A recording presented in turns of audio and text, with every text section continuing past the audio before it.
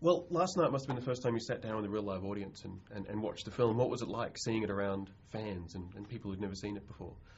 It was phenomenal. It was actually the first time I'd seen the film. Right. I was working when they had the cast and crew, so it was a really special night. Cool. Before you signed on, were you a Trek fan, or was it just something that you're aware of? Yeah, I'm a long-term Trek fan. I watched the show as a boy. It was on every every Saturday morning at 11 o'clock. And, I grew up with these characters and loved them.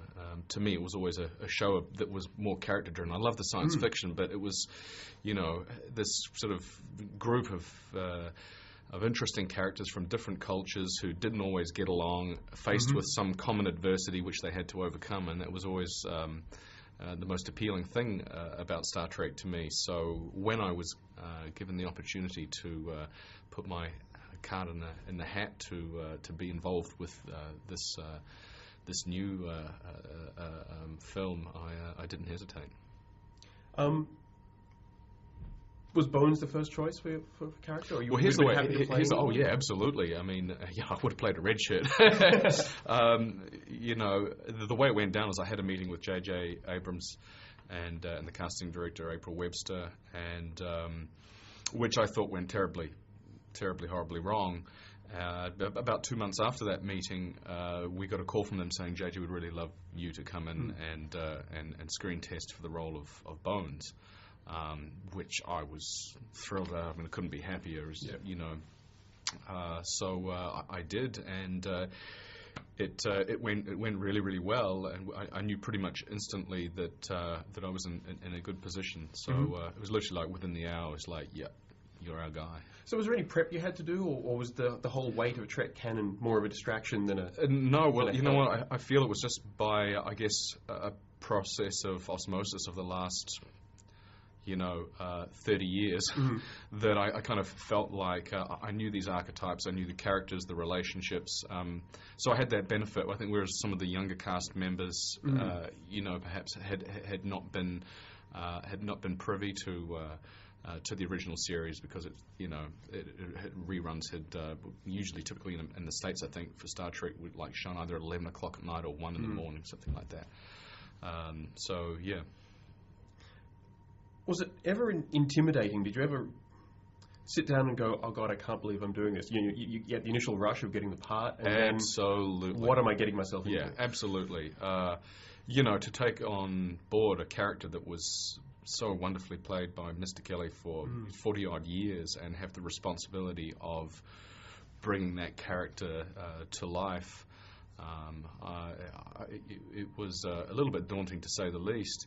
And it was tricky because I felt that as a long-term Trek fan, I wanted to see some semblance of the Bones that I knew and loved. Yet, as an actor, you are aware of the pitfalls of the imitation game, so you don't want to do that. So for me, it was just about capturing some kind of an essence of what Bones was and meant to me, and working from the inside out.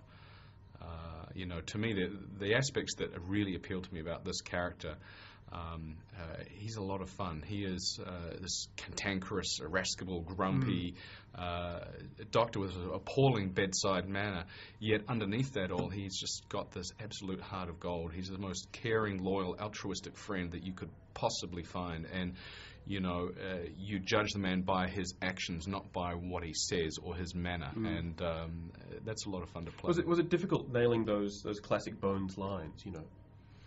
My God, man, for instance. Yeah, it's tough. I would catch myself in the middle of doing. Find yourself doing more of an impersonation than an acting job. The challenge was to sort of constantly kind of find the right level, and to me, I think that's where you get the most interesting work, is when you are out of your zone, your safety net, your zone of comfort, and I was very much out of that with this character. So yeah. What about the work to get that feeling of camaraderie amongst between you and Chris Kirk? We're really blessed. JJ and April Webster and Brian Burke, the producers, really assembled really lovely, extraordinary talented group of actors.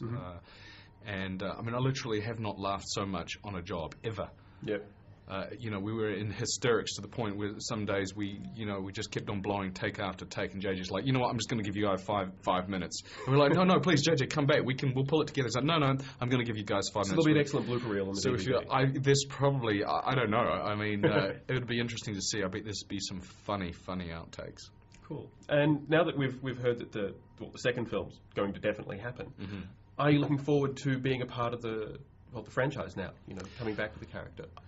Yeah, you know what? I'm really looking forward to, firstly, this film getting out there and finding an audience. I really hope that long-term Trekkie fans will embrace this film for the very essence and spirit of what Gene Roddenberry created back in the 60s. Beyond that, if we're privileged enough to be able to get given the opportunity to make a sequel, I would definitely love to be in on it. I mean, it's the only way to keep something alive that we will really love and cherish. So I'd be there for sure. All right.